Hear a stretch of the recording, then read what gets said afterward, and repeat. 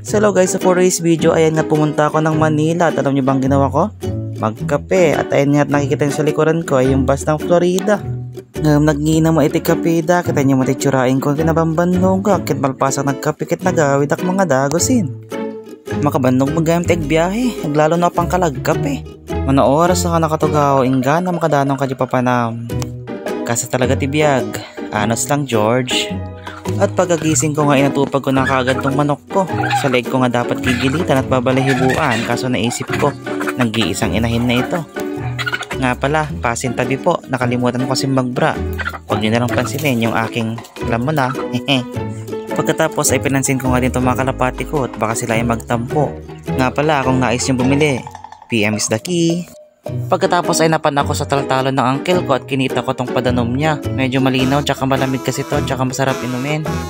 Shoutout nga pala sa mga kakilala kong hindi umiinom ng ganito. Mas malinis pa siguro ito sa kaluluwa mo. Charis! Uminom nga pala ako dito, nagmumog tsaka naghilamos para naman matanggal yung mga masamang espiritu sa katawan ko. Charis! Kaya kayo kami tuyen tawan ti paggasulme eh. Pagkatapos ay inayos at sinalatsan ko nga itong mga kahoy na nakuha namin. Pinutol ko na rin yung mga mahaba. Nauwan gasulan, syempre kayo linan. Bakay-bagang manin nga madigag sungsungurot ti kastuyon. Ibagang manin nga madigag sungsungurot iti kayo. Ang tapan ay kayo gasulin. Sana all rich.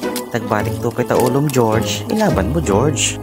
At yun nga at wala na akong masabi. Di ko alam kung paano ko tatapusin ito. Basta panoorin nyo na lang hanggang dulo. Maraming salamat nga pala at may mga sumusuporta kahit papano. At sa mga hindi nga pala sumusuporta ay bahala kayo dyan. Sumuporta naman na kayo please. Bye bye. Salamat.